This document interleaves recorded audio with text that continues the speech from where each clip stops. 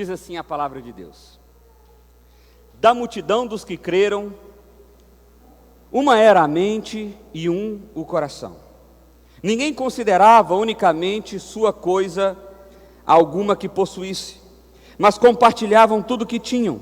Com grande poder os apóstolos continuavam a testemunhar da ressurreição do Senhor Jesus. E grandiosa graça estava sobre todos eles. Não havia pessoas necessitadas entre eles, pois os que possuíam terras ou casas as vendiam, traziam o dinheiro da venda e a colocavam aos pés dos apóstolos, que o distribuíam segundo a necessidade de cada um. José, um levita de Chipre, a quem os apóstolos deram o nome de Barnabé, que significa encorajador, vendeu um campo que possuía, trouxe o dinheiro e colocou aos pés dos apóstolos. Vamos orar mais uma vez? Pai, obrigado, Deus, mais uma vez por estarmos aqui, e obrigado pela Tua palavra que o Senhor fez chegar até nós. Nós queremos pedir ao Senhor, ó Deus, que o Senhor ministre nos nossos corações as Tuas verdades, que o Senhor fale, ó Pai, conosco de forma poderosa e profunda, e que pela Tua misericórdia o Senhor me use como Teu instrumento nessa hora. Assim oramos a Ti em nome de Jesus. Amém. Meus irmãos, essa é uma continuação de uma série que foi feita aqui na igreja há 4 anos atrás.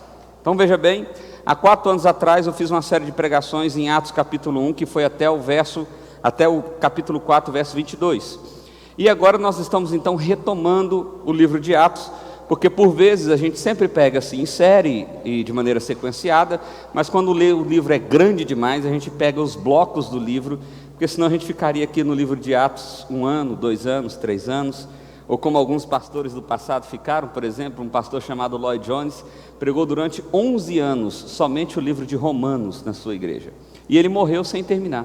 Olha que você vê que ironia, não conseguiu terminar o livro de Romanos. Mas nós não vamos fazer isso, nós vamos pregar aqui por algumas semanas, depois nós paramos, vamos para outro texto, e depois no futuro, quem sabe, a gente vai voltando para o livro de Atos. Bom, mas eu preciso fazer um contexto aqui para que você perceba o movimento do Evangelho. O livro de Atos poderia ser chamado também de o livro do Espírito Santo, porque ele narra justamente a vinda do Espírito Santo e como o Espírito Santo atuou no meio da igreja e fez com que o Evangelho fosse propagado para além das barreiras judaicas.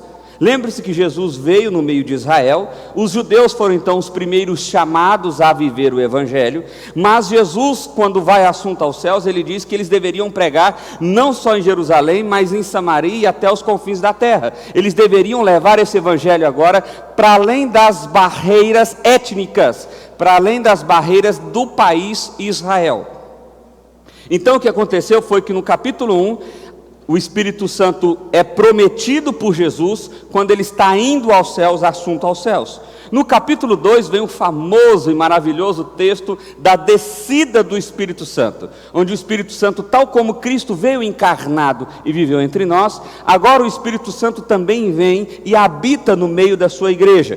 Depois Pedro e João pregam para a multidão, logo depois da vinda do Espírito Santo, mais de 3.000 se convertem, é uma grande bênção. No capítulo 3, Pedro e João estão passando pela porta do templo, há um aleijado ali que pede, e Pedro e João: o que tenho te dou, levanta e anda. E o homem levantou e foi curado, e isso fez um grande estardalhaço, porque ele já estava ali há muitos anos, e aquele testemunho foi muito grande. Pedro e João aproveitam aquela oportunidade e pregam novamente a multidão, e aí aquele número já é acrescentado a 5.000 pessoas, e assim as pessoas iam conhecendo o Evangelho. O problema é que Pedro e João, por causa desse barulho todo, foram chamados no Sinédrio por meio dos líderes religiosos da época, e falaram assim: olha, é bom você ficar caladinho, é bom você ficar quietinho, porque senão vai dar ruim para você. E aí Pedro e João, isso na minha versão, tá bom, gente? É mais ou menos assim que está escrito. Pedro e João falam: nós não vamos ficar calados não, nós vamos pregar, soltou hoje, nós estamos pregando hoje ainda. E aí nós vimos semana passada justamente a cena de quando eles saíram dessa ameaça dos líderes religiosos e foram ao encontro da igreja, e ali eles contaram o que tinha acontecido. A igreja se junta e ora e clama a Deus, e eles são relembrados que Deus é o dono da história, que Deus é o dono de todas as coisas. Então a oração é movida para que eles possam pedir ousadia para pregar o Evangelho ainda com mais intensidade, apesar da perseguição.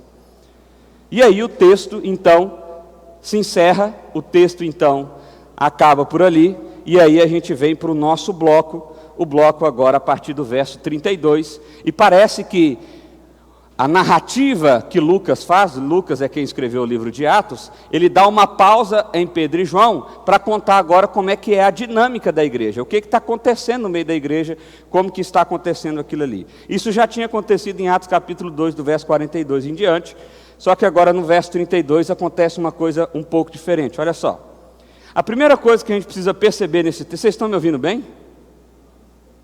Eu tive a sensação de que o meu som diminuiu, mas é porque cortou aqui em algum lugar, né? Pode deixar assim, se está tudo certo, está tudo ok, beleza. Olha só o que diz: da multidão dos que creram, uma era a mente e um o coração. Ele está caracterizando qual era a realidade daquela igreja que estava recém-convertida. Olha o movimento: Jesus foi assunto aos céus, o Espírito Santo desceu, as pessoas viveram sinais extraordinários, viram coisas maravilhosas. Pedro e João pregam, uma galera se converte, 3.000 são batizados de uma vez só. No dia seguinte, a sensação que dá é essa, logo nos dias seguintes, é curado um aleijado famoso no meio da cidade. Pedro e João pregam de novo, e agora essa galera converte de novo, e eles vão se juntando meio que como um bando. Essa igreja, a sensação é que eles vão se juntando, eles vão ficando juntos, eles vão se reunindo de casa em casa, conforme a narrativa de Atos 2:42. E eles têm uma característica interessantíssima, a característica de que eles tinham só um coração, eles tinham uma só mente, eles tinham uma só forma de pensar, eles tinham só um caminho. Essa talvez seria a melhor tradução. Eles tinham só um caminho para trilhar. Eles não tinham mais alternativas. Eles não eram como a Porta da Esperança. Lembra da Porta da Esperança, do Silvio Santos? Tinha várias portas lá, e abria, tinha um tijolo. Abria na outra, tinha uma casa. Não era bem isso, não era essa sorte. Eles entenderam o Evangelho passou a ser o princípio norteador das suas vidas, de como eles iriam viver, de como eles iriam pensar, de como eles iriam professar a sua fé, de como eles seriam esposo, de como eles seriam marido, de como eles seriam empregador, de como eles seriam empregado. Eles se juntam agora como um só corpo e andam numa só direção, porque eles têm uma só missão. E essa é a característica da verdadeira igreja. Da verdadeira igreja. Anos atrás, eu tive a oportunidade de passar por um treinamento onde eu fui para o México. E lá no México eu não conhecia nada nem ninguém. E aí aconteceu uma cena muito interessante, porque as nossas aulas terminavam, era das 8 da manhã às 5 da tarde. E aí eu queria conhecer, eu nunca tinha ido no México. E aí eu perguntei para o pessoal: gente, alguém quer ir passear e tal, e não sei o quê? E aí todo mundo: estou cansado, não vou não, não sei o quê. Eu falei: quer saber, eu vou. Desci do hotel, peguei um Uber, pus lá, Centro Turístico de Monte Rei, que era a cidade que eu estava. Aí apareceu um parque lá, Parque Fundidora. Ok, isso. Entrei no Uber e fui. Quando eu estava no caminho, eu me dei conta que eu não falava espanhol, que eu não sabia o que eu estava fazendo, para onde eu estava indo, e como é que eu ia fazer para voltar para trás. Eu fiquei perdido. No meu coração. Depois eu desci, o parque era muito bonito, andei, passeei, me enrolei com a língua, mas deu tudo certo, voltei para casa, mas dava uma sensação de estar sozinho. Eu não tinha uma sensação de estar caminhando junto com pessoas. A igreja, ela deveria ser um lugar onde a gente experimentava justamente o oposto desse sentimento que eu acabei de compartilhar com vocês. Eles não tinham a mesma vida. Eles não estavam no mesmo contexto de vida, eles não tinham a mesma idade, mas eles tinham o mesmo caminho. E por isso eles tinham uma só mente e um só coração. Havia uma expressão de amor. Uma expressão de amor. Porque olha só a consequência de você andar no mesmo caminho. Ter uma só mente e um só coração como povo, como coletividade. Como coletividade. O texto continua: ninguém considerava unicamente sua coisa alguma que possuísse. Ninguém considerava aquilo que tinha como realmente seu. Sabe esse negócio que a gente põe no carro, presente de Deus? Então, eles entendiam que era tudo presente de Deus mesmo, mas não pertencente a eles, pertencente a Deus, ou ao seu povo, ou à sua igreja. Você já conheceu alguém desprendido? Desprendido de tudo? Você entra na casa da pessoa, você fala assim, rapaz, mas que móvel bonito, onde é que você arrumou isso? Pode levar. Fala, como assim, moço, você é doido? Não, nem usa, esse trem tem antes, está aí, ó. Você achou bonito, leva, vai ser melhor para você. Fala, gente, que cara doido. Pessoa desprendida, tranquila. Ela não está apegada às coisas, ela é desprendida. A igreja de Cristo Jesus é caracterizada, preste atenção, vou falar no tempo verbal atual, presente. Ela é caracterizada, ela não vai ser, nem ela foi. Ela é caracterizada por ser desprendida das coisas. A verdadeira igreja, ela é caracterizada por isso. Por compartilhar. Por compartilhar. Certa feita eu vivi uma experiência tão legal, tão legal. Meu pai está aqui, ele vai lembrar disso. A gente tinha um carro, a gente tinha uma família na igreja, onde a gente frequentava em Goiânia, em que o cara tinha 3 filhos, era alguém muito querido, e ele tinha perdido o emprego, e ele já vinha com um tempo assim, com dificuldades de ter um emprego, dificuldade de ter um emprego, e aí surgiu uma oportunidade para ele trabalhar no Senac, só que ele precisava do carro, porque ia viajar e tal, e esse negócio chegou em mim, e eu falei para meu pai, nós temos mais de um carro lá em casa, vamos emprestar nosso carro para ele? Meu pai, na hora, vamos emprestar. Então tá bom. E aí a gente emprestou o carro para ele. E aí ele usou esse carro por mais ou menos 1 ano, se estabilizou no trabalho dele. Hoje ele é diretor do Senac, diretor estadual do Senac. E ele, vira e mexe, ele manda mensagem falando para mim, Vinícius, eu lembro até hoje da vez que vocês emprestaram esse carro e abriu essas portas para a gente estar aqui, hoje ele está bem, e ele contando que ele faz isso direto com outras pessoas. É a missão da vida dele agora, dizendo que tem um carro lá só para emprestar para os outros. Porque ele foi tão impactado por esse movimento, que ele quis fazer isso com outras pessoas. Meu irmão, numa igreja, no corpo de Cristo, andando no mesmo caminho, para onde nós estamos indo? Eu não sei para onde você está indo, mas eu estou indo para a eternidade. Eu estou indo para aquele lugar que Paulo disse que é onde a gente vai receber a coroa da vitória. Eu estou visualizando a linha da chegada, e Jesus está lá com os anjos, e eu estou indo aí. É nesse lugar que eu estou indo. E se você de fato está indo para esse lugar, então as coisas aqui, elas não são tão importantes assim. E você está pronto a abrir mão do que você tem, do que você pode, da sua capacidade em fazer, para abençoar aquele que está do seu lado. Amém? Porque esse é o impacto do Evangelho. Esse é o verdadeiro impacto do Evangelho. Eles não consideravam que tinham alguma coisa, mas compartilhavam tudo o que tinham. Tudo o que tinham. E aí o verso 33 parece estar meio perdido na narrativa, mas na verdade ele é essencial. Porque ele diz assim, com grande poder os apóstolos continuavam a testemunhar da ressurreição do Senhor Jesus. E grandiosa graça estava sobre todos eles. Esse era um processo orgânico. Ninguém pensou, vamos criar uma instituição para receber fundos, para ajudar as pessoas. Não. Houve um despertar no coração daqueles que estavam ali, caminhando na mesma direção. Pessoas mais abastadas começaram a perceber que naquela multidão, muitos não tinham recurso, muitos não tinham dinheiro, muitos não tinham o que de comer. Então, organicamente, naturalmente, brotou no coração deles um desejo sincero de ser bênção na vida daqueles que estavam caminhando na mesma direção que eles. E porque eles faziam isso, o que não deixava de ser feito? A pregação da palavra. A palavra continuava sendo pregada com ousadia, com graça, avançando, porque ela tinha que avançar. de forma que os problemas estruturais da igreja eram resolvidos com base em uma única coisa: amor. Olha para você ver que coisa maravilhosa. Amor, só isso. As pessoas amavam a Deus, e esse amor era tão extraordinário, que extravasava, ele extrapolava, ele era exagerado ao ponto de alcançar quem estava do lado. Sem pesar de coração. Os apóstolos não instruíram. Isso aqui é maravilhoso. O apóstolo Pedro chegou, seguinte: quem que é rico aqui, levanta a mão. O que você tem? Vende a metade, porque está faltando comida aqui, pessoal. Vende a metade lá, você o quê?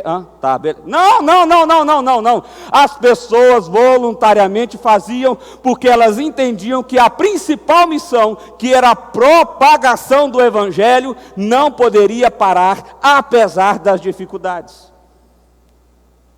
Porque se tinha necessidades, é porque tinham dificuldades. Então, as pessoas, elas se voluntariaram. Elas eram intencionais nesse processo. Mas por quê?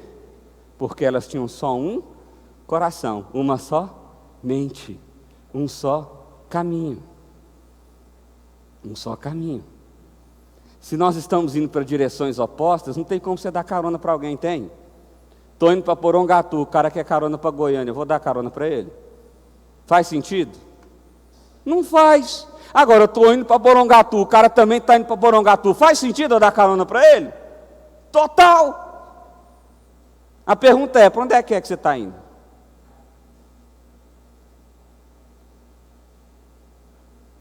Porque talvez a dificuldade em compartilhar, em ser a bênção na vida do outro, é porque você está indo na outra direção que o outro.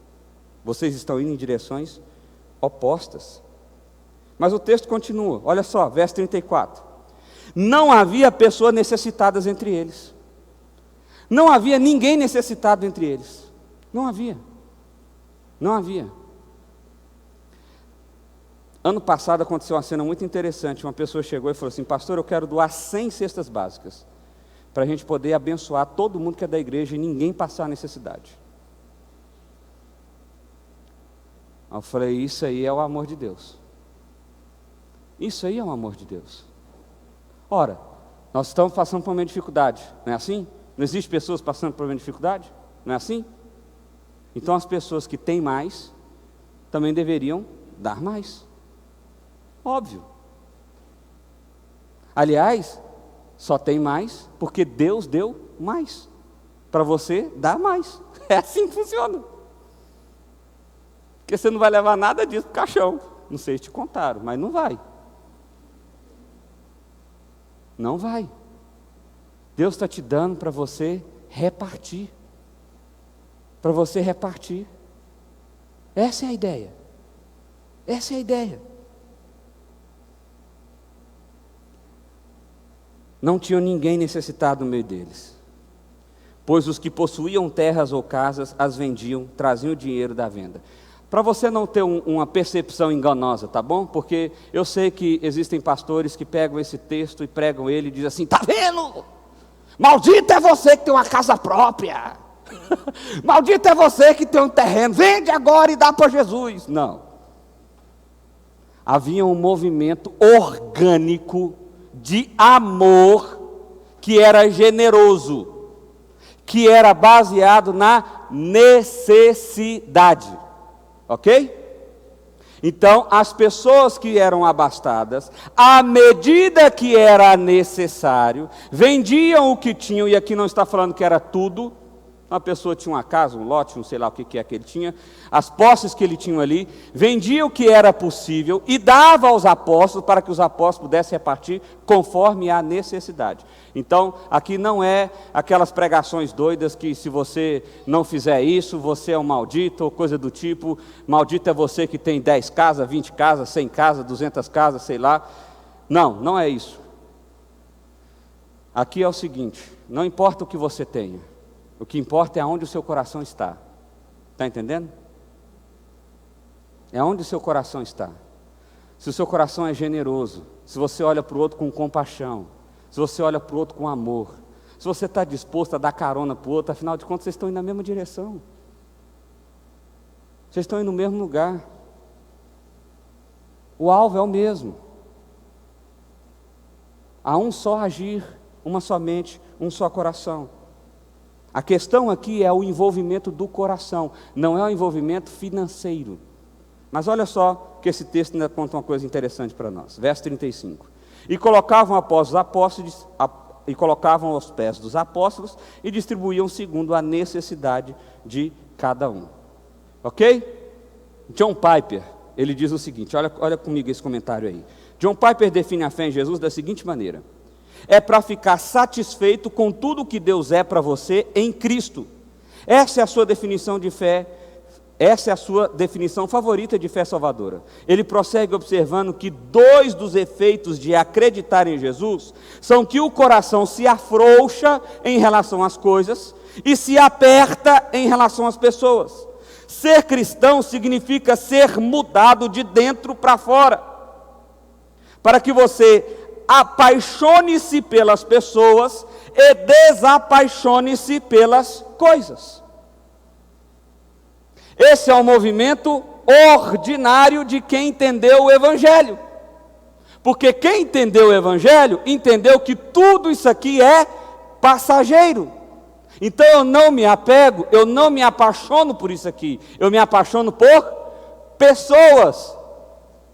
No entanto, todos os movimentos que nós temos hoje, especialmente os filosóficos, vão nos apontar numa direção completamente oposta, onde nós não valorizamos pessoas. Por quê? Pessoas dão problemas, pessoas são complicadas, pessoas, você dá o dedinho, que é a pé, que é a mão, que é tudo, a pessoa, nossa, liga aí, você dá o telefone, liga toda hora, pessoas, não dou conta, o bom mesmo é coisa. Coisa não fala, coisa não grita, coisa não fica irritado, coisa não passa mal. Bom demais. Esse é o movimento individualista. Esse é o movimento utilitarista, por exemplo. Esse é um movimento que é contra o Evangelho. O Evangelho nos faz mover na direção de pessoas. O projeto daquele que vive num só coração são pessoas. São pessoas. Porque são pessoas que são alvos do amor de Cristo. Jesus não morreu por esse negócio aqui não. Jesus não morreu por esse negócio aqui, Jesus não morreu por essa mesa. Sabe por quem que Jesus morreu? Por pessoas. Pessoas. Jesus morreu por pessoas. Jesus amou pessoas. Jesus nos chama a amar pessoas. Pessoas. E meu irmão, há uma coisa surpreendente. À medida que você se envolve com pessoas, você se apaixona por pessoas. Pessoas são de fato complexas, mas elas também são lindas. Elas se arrependem, elas se alegram. Não teve nada pior nesse período de pandemia do que ficar sozinho, sem pessoas. Eu sou tão contra a solidão que, se eventualmente eu estou sozinho em casa, a televisão tem que estar ligada. Eu tenho que ouvir barulho de gente. O Evangelho nos impulsiona para pessoas. Isso é estar num só coração. Segundo lugar que esse texto nos mostra, olha só. José, um levita de Chipre, a quem o apóstolo dera o nome de Barnabé, que significa encorajador. Quem é esse Barnabé? Depois é o cara que foi acompanhar o apóstolo Paulo lá. Esse é o Barnabé. Vendeu um campo que possuía, trouxe o dinheiro e colocou aos pés dos apóstolos. Esse é um coração de alguém que confia no Senhor, de alguém que é desapegado, de alguém que se apaixonou por pessoas, de alguém que teve uma só mente, um só coração, de alguém que foi verdadeiramente impactado pelo Evangelho. Não foi Karl Marx que escreveu isso aqui não, viu gente? Isso aqui não tem nada a ver com socialismo não. Isso aqui tem a ver com compaixão. Compaixão, é isso aqui, compaixão. É você ajudar a pessoa que está precisando mais do que você. É isso. Ninguém está falando que tem que repartir tudo e dividir igual, não. Não é isso. Nós estamos falando de ser amoroso, de apaixonar-se por pessoas, de ser compassivo. É isso que nós estamos falando aqui. Barnabé, então, foi esse cara. Vendeu o campo que possuía, trouxe dinheiro e colocou os apóstolos. Show de bola, beleza, bacana demais. Agora, por que essa mensagem parece que ela está meio que jogada aqui? Por causa da outra história. Olha o que começa a outra história. Um só coração é alguém que confia no Senhor e é generoso. É alguém que se apaixona por pessoas e não por coisas, beleza? Barnabé é o bom exemplo. Barnabé é o bom exemplo, chamado de o encorajador, porque foi ele que encorajou por diversas vezes o apóstolo Paulo, por exemplo. Agora começa a outra história, de um coração hipócrita, de alguém que parece, mas não é. De alguém que parece amar, mas não ama tanto assim. De alguém que parece confiar, mas não confia tanto assim. Olha só, verso 1 do capítulo 5. Um homem chamado Ananias, juntamente com Safira, sua mulher, também vendeu uma propriedade. Percebe que é uma continuidade na história? Contou o exemplo de Barnabé para poder contar o exemplo de Ananias e Safira. O foco aqui é mostrar que tinha gente que fazia de coração sincero e tinha gente que parece que não era tão sincera assim. Olha só. Então, Ananias, juntamente com Safira, sua mulher, também vendeu uma propriedade. Então, eles também venderam, foram lá para entregar. No entanto, verso 2, ele reteve parte do dinheiro para si, sabendo disso também sua mulher. Então, sua mulher era completamente cúmplice nessa ideia. Imagina o seguinte, Ananias e Safira fazem parte da multidão. Pedro e João pregaram, o aleijado foi curado, eles voltaram, e aí eles começaram a orar com a igreja, lembra? Teve um terremoto, tremeu tudo lá, e fogo, e aquele negócio, inclusive hoje é o dia de Pentecostes, ou domingo de Pentecostes, é celebrado no dia de hoje. Então hoje é o dia do Espírito Santo mesmo. Então, o que aconteceu? O povo estava lá todo empolgado, e possivelmente Ananias e Safira estavam no meio daquela galera. E aí eles foram vendo, fulano vendendo trem aqui, ajudando coisa de lá, vendendo para cá, ajudando de lá e tal, até que veio Barnabé. Barnabé parece ser alguém de destaque no meio dessa história, um líder. Barnabé então vem com um gesto sincero e entrega, possivelmente um valor e uma quantia mais alta do que até então teria sido dado.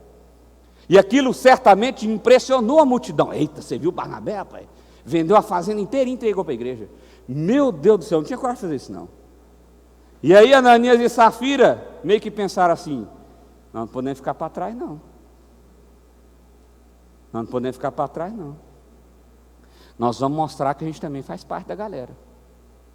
Vamos vender nossas propriedades? Vamos.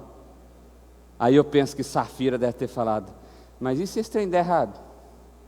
O movimento é novo, hein? Isso aí tem poucos dias. Eu já fiquei sabendo que Pedro foi preso. Se esses vão morrer, já era, vão ficar sem nada. Então vamos guardar um pouco então, né? Eles não sabem quanto que é mesmo. A gente chega lá, fala que entregou tudo e pronto. E guarda um pouquinho aqui, que se der zebra, nós temos uma segurança. Safira, show de bola, fechado, combinado. Aí Ananias, para disfarçar, eu vou na frente. Já vou engambelando, depois você vem depois. Combinado? Combinado. Olha só o que diz o texto. O restante levou e colocou aos pés dos apóstolos. Verso 3. Então perguntou Pedro, Ananias chegou, né? Ananias, como você permitiu, aliás, é isso mesmo. Ananias, como você permitiu que Satanás enchesse o seu coração? Gente, imagina Ananias gelado. Imagina um homem que ficou branco. Ele chega lá com a oferta. Então, Pedrão, beleza? Está aqui, ó, vendemos lá. Vendemos tudo, viu? Tudinho, tudo. Nada, tem mais nada. Toma. Pedro olhou.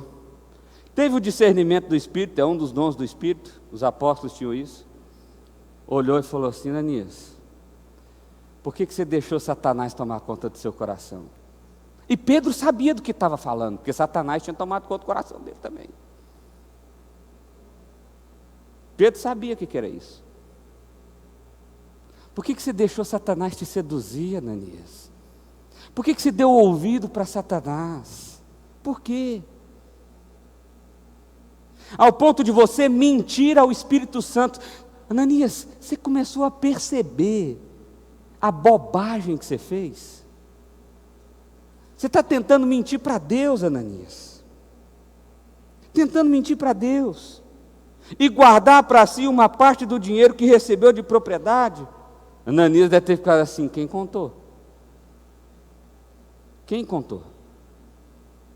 Era o discernimento do Espírito, dado a Pedro, para discernir aquela circunstância. Porque eu quero que vocês entendam uma coisa. Ananias e Safira não estavam dando de coração, eles estavam dando para aparecer. É por isso que a história de Barnabé vem assim, logo em seguida. Barnabé foi alguém que entregou de coração, envolveu-se de coração, confiava em Deus de verdade. Ananias e Safira não, eles queriam só aparecer também. Eles só queriam falar, tá vendo, gente, aqui ó, não é só Barnabé não, aqui também ó, tô dando também aqui. É isso que eles queriam fazer. É isso que eles queriam fazer. E é por isso que Pedro tem um discernimento de que foi Satanás que persuadiu o coração de Ananias, que seduziu o coração de Ananias, que fez com que Ananias não confiasse inteiramente em Deus, mentisse ao Espírito Santo, olha que absurdo, e guardasse um pouco. Olha o verso 4 que diz, ela não lhe pertencia, e depois de vendido o dinheiro não estava sob o seu poder. É como se Pedro estivesse dizendo assim, foi nós que pedimos esse dinheiro, o dinheiro não era seu. Do tipo assim, você não precisava ter dado nada, você deu porque quis, por que você mentiu? Se Ananias chega e fala assim, ó, vendi tudo, mas estou dando só a metade, show de bola, está tudo certo. O problema aqui não era dar tudo ou não dar tudo, o problema é, eu vou dar tudo porque eu me comprometo com tudo, porque eu confio no Senhor de todo o coração, mas eu vou guardar uma berinha aqui, porque vai que Deus está ocupado com outras coisas. Esse era o problema. O problema é dizer que confia, mas não confia. O problema é se comprometer, mas não se comprometer. O problema é dizer que entrega o coração, mas não entrega. Meu avô, quando eu estava ali naquele período de totalmente paixonite com a Ju, a gente estava ali quase que querendo namorar, eu contei para o meu avô, pai do meu pai, e meu avô falou assim, meu filho, bom demais, que maravilha, mas deixa eu dizer um negócio para você, dá o coração para ela, mas guarda um pouquinho para você. Ele falou desse jeito comigo. Aí ele falou assim, ó, quando vocês casarem, aí você entrega o coração todo, porque senão você vai sofrer demais. Eu entendi a lógica dele. Ele queria dizer o seguinte, como é um período de namoro, não vai com tudo não, guarda um pouquinho, porque se esse trem der errado, você não sofre tanto. Mas com Deus, meu irmão, não dá para você fazer assim. Não dá para você dizer, olha, eu confio no Senhor, mas eu vou me resguardar aqui. Olha, eu acredito no Senhor, mas eu não vou me comprometer com isso. Olha, eu vou servir ao Senhor, mas não vai ser assim. Não dá. Com o Senhor, ou é 100% do seu coração, ou é nada. Pedro está dizendo, Ananias, o dinheiro não era seu, ele não estava sobre o seu poder, por que você fez isso? Nós não pedimos hora nenhuma recurso para ninguém, nós não pedimos dinheiro para ninguém, nós não pedimos para ninguém vender nada, você não precisava dizer que vai dar tudo, aliás, você não precisava dar nada, porque Ananias entendeu que pelo fato dele dar, pelo fato dele entregar, pelo fato dele aparecer no meio da multidão, ele então seria mais agraciado, ou ganharia uma estrelinha com Deus, ou coisa do tipo assim. Mas o que ele não entendeu, é que o comprometimento que Deus quer de nós, é o nosso coração, é o nosso coração, é o envolvimento total do nosso coração. Não é um envolvimento com as nossas ações, com os nossos recursos, ou coisa do tipo, mas é com o nosso coração. Por isso que não adianta barganhar com Deus. Não adianta você dizer, olha, eu agora vou participar e vou fazer, porque aí Deus, você está de olho aí, né? Estou de olho naquele negócio ali, você abre a porta da esperança lá para mim. Não adianta. Não é assim que funciona.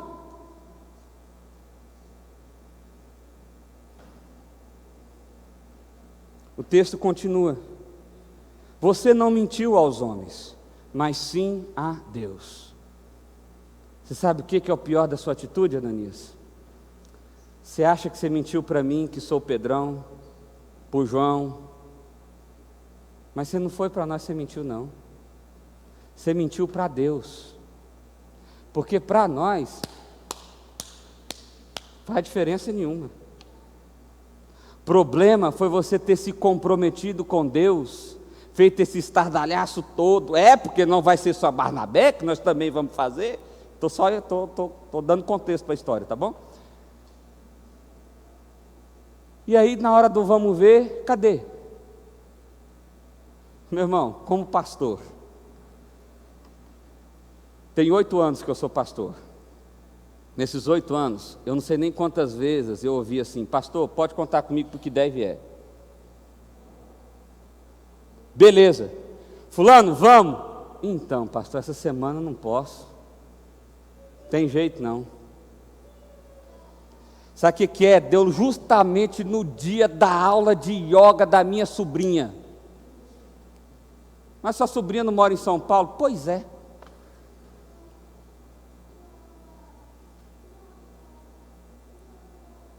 Para mim, meu irmão, não faz diferença não. O problema é se esse se comprometer é com Deus, porque aí o bicho pega. Deus não exige que você se comprometa com Ele, mas se você se compromete, você precisa fazer, porque senão, vamos ler o texto aqui. Olha só o que diz o texto. Ouvindo isso, Ananias caiu e morreu. Já pensou se Deus fizesse desse jeito hoje? Deus, a partir de hoje, Deus, estamos juntos. Nossa, que tal? Não, meus bens, minha vida, meu trabalho, meus recursos, minha família, tudo é do Senhor, tudo é para a glória do Senhor. Então, porque mentiste, morrerá. Pum. Nós não ia ter uma igreja grande nesse Brasil.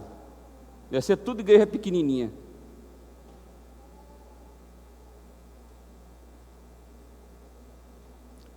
Grande temor apoderou-se de todos que ouviram o que tinha acontecido. Preste atenção no que Stephen Cole comenta falando sobre esse texto. Ele diz assim: seu pecado não foram ter vendido suas propriedades e dado apenas uma parte para a igreja. Na verdade, Pedro deixa claro, no capítulo 5, verso 4, que não seria pecado para eles venderem sua propriedade e não darem nada à igreja. O pecado deles foi que eles conspiraram juntos para enganar os apóstolos e a igreja, fazendo-os pensar que eles estavam dando toda a sua quantia, quando na verdade eles guardaram uma porção para si. Em outras palavras, eles estavam tentando impressionar a todos em um nível mais alto de espiritualidade e compromisso que realmente tinham. Isso aqui, meu irmão, presta atenção no que eu vou dizer. Isso aqui tem a ver com um gesto simples. Imagine que nós estamos aqui numa adoração, e aí a pessoa olha para o seu lado, olha para você, e quando você percebe que está sendo olhado, você...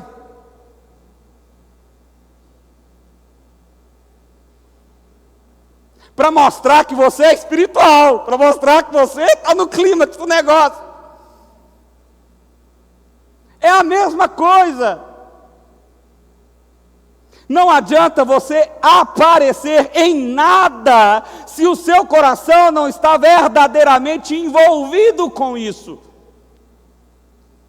Certa feita, um jovem perguntou para Jesus: o que eu preciso fazer para ser salvo? Eu já guardo a lei, eu já ajudo os pobres, vou ao templo, eu faço tudo que precisa ser feito. Jesus disse assim para ele: só falta uma coisinha. Vai lá, vende tudo que você tem e dá para os pobres. O cara, aí não vai dar não. Eu te pergunto, para a gente ser salvo, precisa vender tudo que tem e dar para os pobres? É isso que o Evangelho ensina? Por que Jesus falou isso para esse cara então? Porque Jesus estava indo no coração dele. Jesus sabia que o coração dele estava encharcado, era movido, era movimentado, que a mente dele ia só numa direção: possuir, possuir, possuir e possuir. Então Jesus vai justamente nesse ponto e desafia e constrange o pecado daquele homem. Porque para você envolver-se de coração com Deus, é preciso que você abra mão do seu pecado. Por isso é tão difícil, senão era fácil demais. Nós precisamos abrir mão dos nossos desejos, de quem nós somos, de quem nós queremos ser, aos olhos dos outros ou aos olhos de nós mesmos. Para nos comprometermos com Deus de verdadeiro coração, é preciso entregar-se para Ele sem mácula, sem mancha, com profundo arrependimento de quem nós somos. Mas o texto continua, verso 6. Então os moços vieram, envolveram o seu corpo, levaram para fora e sepultaram. Cerca de 3 horas mais tarde, entrou uma mulher sem saber o que havia acontecido. Ah, Safira, tadinha. Pedro lhe perguntou: diga-me, esse foi o preço que vocês conseguiram pela propriedade? Eu fico imaginando os meninos que tinham acabado de carregar Ananias para o sepulcro. Meu Deus, será que ela vai falar? Será que ela vai falar? Ela: sim, é esse mesmo. Todo mundo deve ter pensado: eita, já era. Pedro disse: porque vocês entraram em um acordo para tentar o Espírito do Senhor. Por que vocês tentaram enganar a Deus? Por que vocês disseram que iriam se comprometer e não se comprometeram? Por que vocês disseram que confia, mas não confia? Veja, estão à porta os pés que sepultaram seu marido e o levaram para lá também. Naquele momento, ou naquele instante, ela caiu aos pés dele e morreu. Olha lá o pé da Ananias, morreu. Então os moços entraram, encontraram morta, levaram e sepultaram ao lado do seu marido. E aí o verso 11. O grande temor apoderou-se de toda a igreja e todos os que ouviram falar desse acontecimento. E talvez você esteja perguntando: por que Deus fez isso? Porque Deus não fez isso depois. Fez isso aqui agora, no início da igreja. No início do derramar do Espírito Santo. No início da organização da igreja. Por que Deus fez isso? Porque logo no início Ele queria construir um fundamento muito importante. O fundamento é: ou você entrega o seu coração, ou você não se envolve comigo. Esse era o fundamento. Logo no início, Deus queria estabelecer essa mensagem de forma muito clara, para que essa igreja não se dispersasse, para que essa igreja não andasse em outros caminhos, porque está todo mundo aqui empolgado, recém-convertido, gente. Todo mundo aqui vendo o Espírito Santo, é língua de fogo, é gente sendo curada, é lugar tremendo, está tudo show de bola. Mas Deus está dizendo: o que importa mesmo é vocês se comprometerem comigo de coração. E por que essa mensagem serve para nós hoje? Por que ela nos alcança hoje? Por que ela é tão válida para nós hoje? Porque nós deveríamos olhar essa narrativa e o nosso coração deveria estar estremecido. Nós deveríamos ter temor de Deus. Nós deveríamos sair dessa igreja pensando assim: gente, será que eu vou chegar no carro antes de morrer?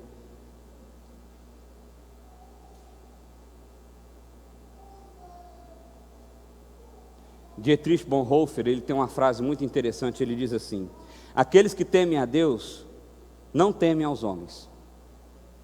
E aqueles que temem aos homens, não temem a Deus.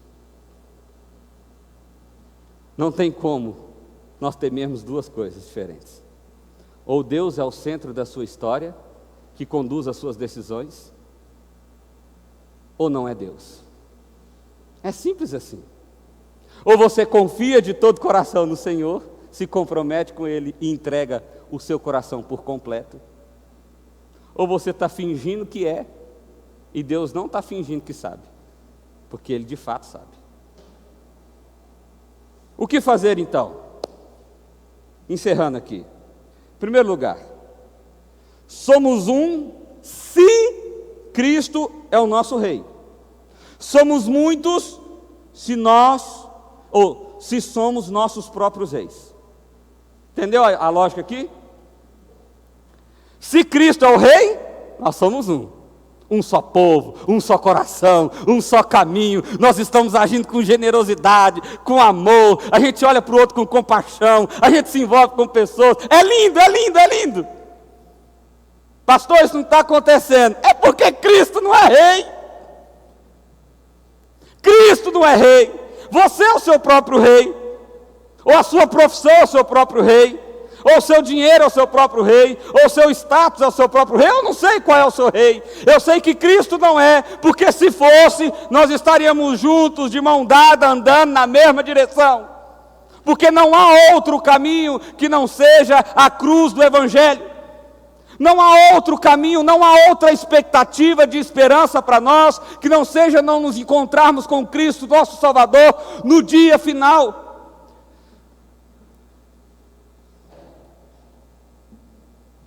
Nós somos um, se Cristo é o Rei. Segundo lugar, a verdadeira satisfação está em se encontrar como parte do povo de Deus. Gente, eles não tinham pesar. Barnabé foi lá, vendeu tudo. Ó, tem gente precisando, tamo. Ele não se perguntou, e agora? E agora não interessa, porque agora eu descobri a minha missão de vida. Eu descobri para que eu sirvo. Barnabé virou alguém que virou missionário, viajou com o apóstolo Paulo, pregou o evangelho para tudo que é banda, para tudo que é lado. É esse mesmo Barnabé que estava lá com Paulo e foi açoitado na cadeia, os dois estavam lá. Grande é o Senhor em quem... É isso, está tudo certo. Ele não precisava de bens, ele não precisava de posses, porque a única coisa que pulsava no coração de Barnabé é: pessoas precisam conhecer a Cristo, pessoas precisam ser salvas pelo Evangelho de Cristo, pessoas precisam entender quem Cristo é, pessoas precisam viver o Evangelho de Cristo Jesus, pessoas precisam ser libertas do cativeiro do pecado, pessoas precisam experimentar da graça e da misericórdia de Jesus. Era só isso que pulsava no coração de Barnabé. Por isso ele não precisava de bem.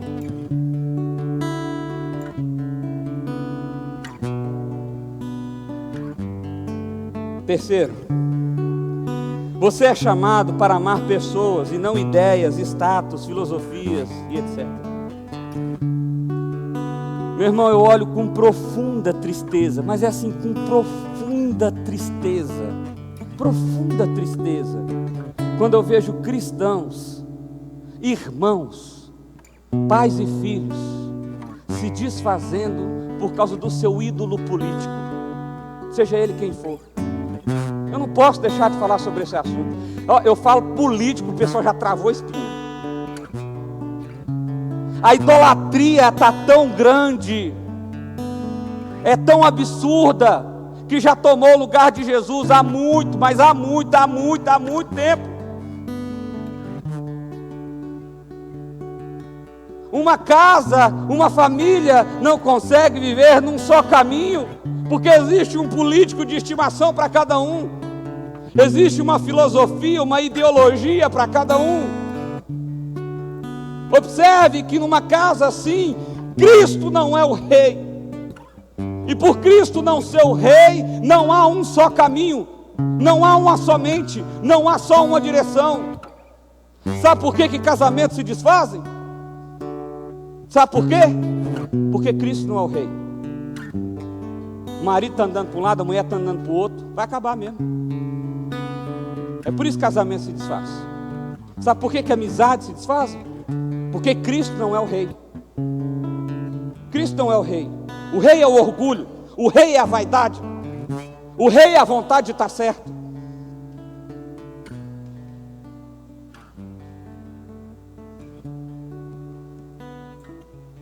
Nós professamos a mesma fé, dizemos que temos o mesmo rei e não temos capacidade de caminhar juntos. A pergunta é: o problema está onde nessa conta aí? Pastor, não dou conta de ouvir aquela pessoa. Nossa, é a mesma ladainha. Pois é, meu irmão, você imagina, Jesus fala a mesma coisa de você.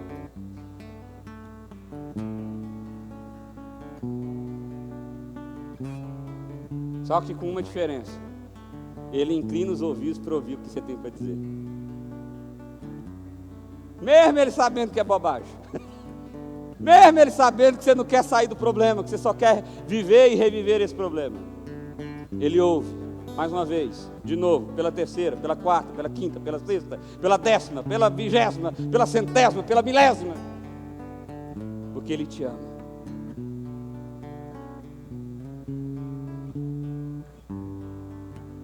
Quarto lugar, generosidade é consequência de um coração que confia no Senhor. Generosidade não é consequência de alguém que quer aparecer, é de alguém que confia no Senhor. E aqui eu também não posso deixar de tocar num assunto muito interessante, que tem a ver com a nossa igreja. Das pessoas que frequentam essa igreja, apenas 20% contribuem financeiramente com ela. Eu não estou falando de valores, estou falando do número de pessoas.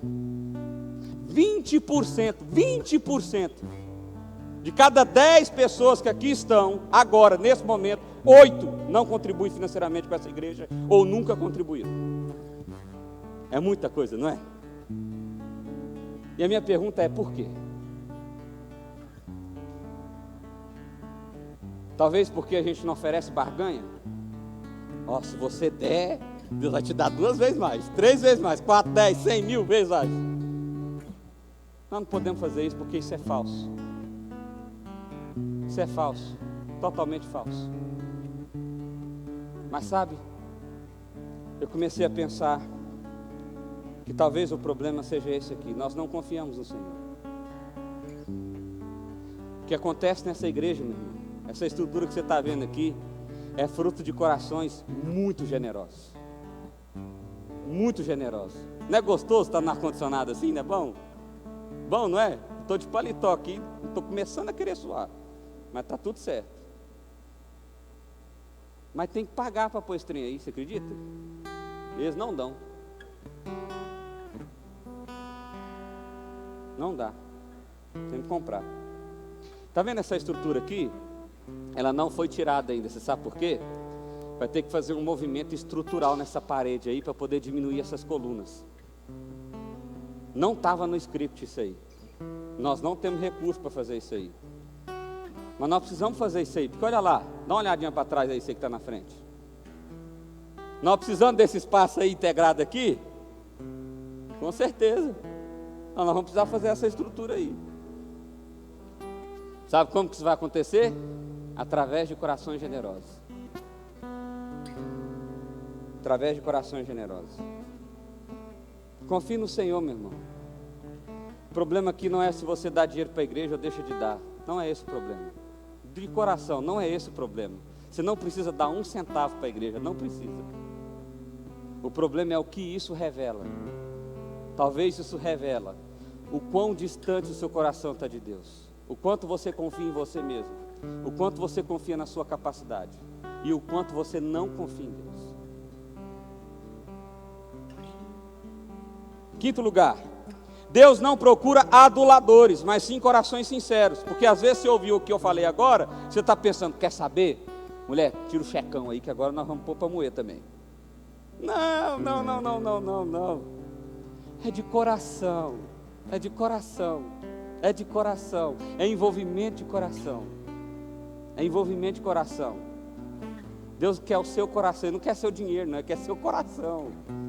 Ele quer que você confie nele, que você saiba que Ele é o dono da história. Sexto, não adianta querer aparecer. Deus vê o seu coração. Não adianta querer. Sétimo, como eu sei se confio ou não em Deus?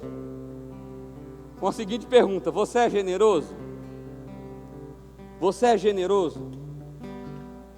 Você é alguém que tem compaixão das pessoas? Ou você é um acumulador? Para mim. Seja generoso, meu irmão. Generoso. Deus está te dando, seja generoso. Pastor, mas eu estou precisando. Então levanta a mão que nós queremos ligar o generoso com quem está precisando. Esse é o movimento da igreja. Agora a gente já está mais organizado, institucionalizado.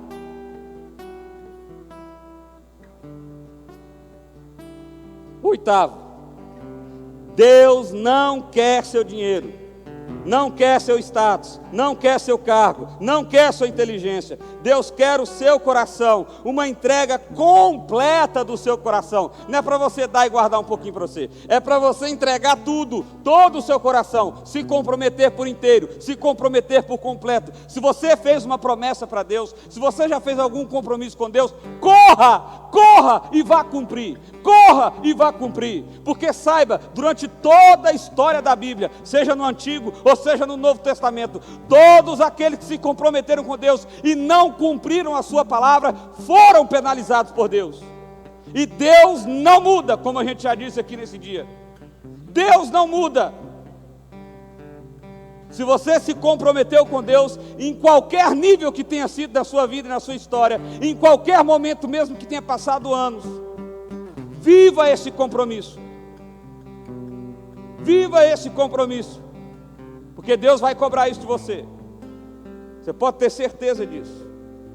Para fechar, para finalizar, uma última frase. Confiar em Deus me permite amar o outro com generosidade. Não confiar em Deus me faz buscar uma segurança que jamais eu vou encontrar. Jamais. Se você confia em Deus, você é generoso com o outro, você ama o outro com generosidade, e isso é leve para o seu coração, é leve. Não é uma coisa pesarosa, não é uma coisa que dói, é leve, é leve. Agora, se você não confia em Deus, é pesado. O tempo inteiro você tem que conquistar. O tempo inteiro, quando você acha que está seguro, acontece um trem e já era. É uma vida pesada, difícil. Difícil. Vamos orar, feche seus olhos. Pai, nós queremos colocar as nossas vidas diante do Senhor, ó Deus. Quantas lições preciosas nós aprendemos nessa noite, Pai. Pai, nesse dia em que somos lembrados da vinda do Espírito Santo do Senhor sobre a sua igreja, nesse dia em que fomos lembrados, ó Pai, da morte e ressurreição de Cristo Jesus, nesse dia em que fomos lembrados, ó Pai, do Deus que não muda, do Deus que é fiel, do Deus que cumpre a sua aliança apesar de nós. Pai, em nome de Jesus, aplica essas verdades no nosso coração. Nos ajuda a encarar a vida com leveza, a encarar a vida com amor. Nos ajuda, Deus, a ser generoso, a investir em pessoas e não em coisas.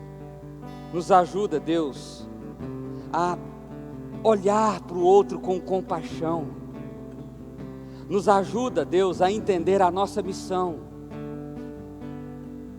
Missão de propagar o Teu Evangelho, de demonstrar o Teu amor, de testemunhar daquilo que o Senhor tem feito em nós e sobre nós. Pai, em nome de Jesus, desperta-nos, ó Pai. Desperta o nosso coração para que nós possamos confiar em Ti de verdade. Confiar em Ti de verdade, entregar o nosso coração de verdade, nos comprometermos de verdade, Pai, de verdade. Nos faça lembrar dos compromissos que já fizemos e quebramos. Nos dê força para cumpri-los agora, nesse momento. Nos dê força, Deus, para testemunhar do Teu Evangelho. Nos dê força, Pai, Pai, para vivermos para Ti, para a glória do Senhor e não para os nossos interesses. Que seja o Senhor, o Espírito Santo do Senhor, movendo os nossos corações na Tua direção. Movendo os nossos corações, ó Pai, na Tua direção. É a oração que fazemos a Ti, ó Pai, em nome de Jesus. Amém, amém e amém.